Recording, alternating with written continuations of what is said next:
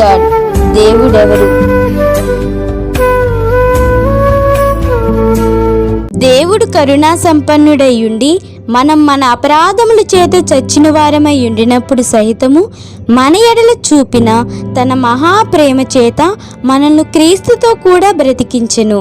ఎఫెసీయులకు రాసిన పత్రిక 2వ అధ్యాయము 4వ వచనము.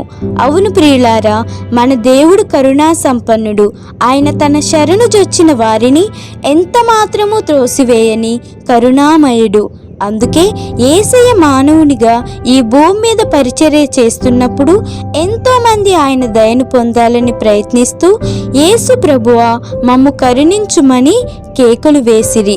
వారిలో అనేకులు ఆయన కరుణాహస్తము ద్వారా స్వస్థతలు, విడుదలలు, అద్భుతాలు పొందుకున్నారు. ఆయన దయగల మాటలకు కొందరు ఆశ్చర్యపడి ఆయన యందు నమ్మిక ఉంచిరి. ఆయన అనేకులను కరుణించి వారి పాపాలను క్షమించి వారిని బాగు చేసెను. అందుకే నేను దయగల వాడను, వాడు నాకు మొరపెట్టిన ఎడల నేను విందును. నేను వారి దోషముల విషయమై దయ కలిగి వారి పాపములను ఇక ఎన్నడూను జ్ఞాపకం చేసుకొననని ప్రభు సెలవిచ్చుచున్నాడు.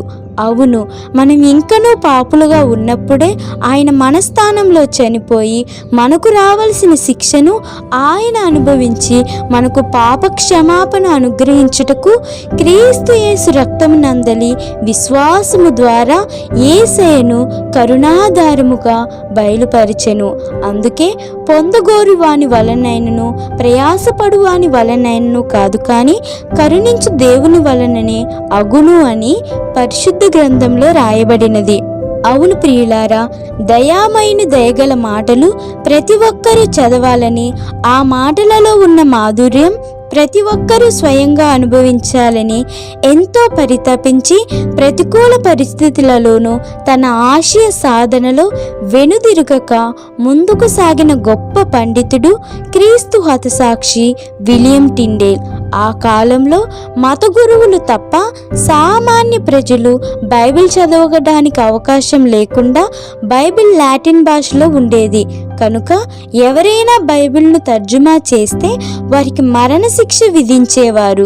కానీ దేవుని చేత ప్రేరేపించబడిన టిండెల్ గారు ఎలాగైనా బైబిల్ను సామాన్య ప్రజలు చదివే ఇంగ్లీష్ భాషలోనికి అనువాదం చేయాలని నిశ్చయించుకొని కొత్త నిబంధనను గ్రీక్ భాష నుండి ఇంగ్లీష్లోనికి తర్జుమా చేస్తాడు. అయితే ఆ తరువాత పాత నిబంధనను కొంతమేరకు తర్జుమా చేశాక ఆయనను మోసపూరితంగా పట్టుకొని సజీవ దహనం చేస్తారు. అయితే ఆయన చనిపోతూ ప్రభువా ఇంగ్లాండ్ రాజు కన్నులు తెరువుము అని ఆయన ప్రార్థించిన ప్రార్థనకు సమాధానముగా 10 నెలల తరువాత స్వయంగా ఇంగ్లాండ్ రాజే అధికారికంగా బైబిల్ను ఇంగ్లీష్లో ముద్రిస్తాడు.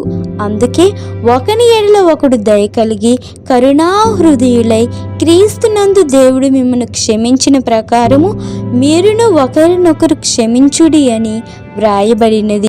అవును ప్రియులారా, మనం ఇతరులను శిక్షించే అధికారంతో ఉన్న వారిని సానుభూతితో క్షమించడమే దయ, కరుణ.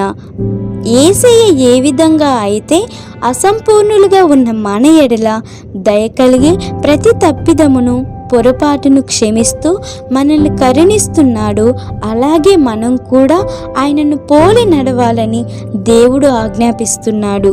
అందుకే హృదయ శుద్ధిని ప్రేమించుచు దయగల మాటలు పలుకువానికి రాజు స్నేహితుడగును, ఒకని హృదయంలోని విచారము దాన్ని కృంగజేయును, దయగల మాట దాన్ని సంతోషపెట్టును అని వ్రాయబడినది. మరి నీ మాటలు దయ కలిగి ఉన్నాయా? నీవు కరుణా హృదయంతో నింపబడుతున్నావా?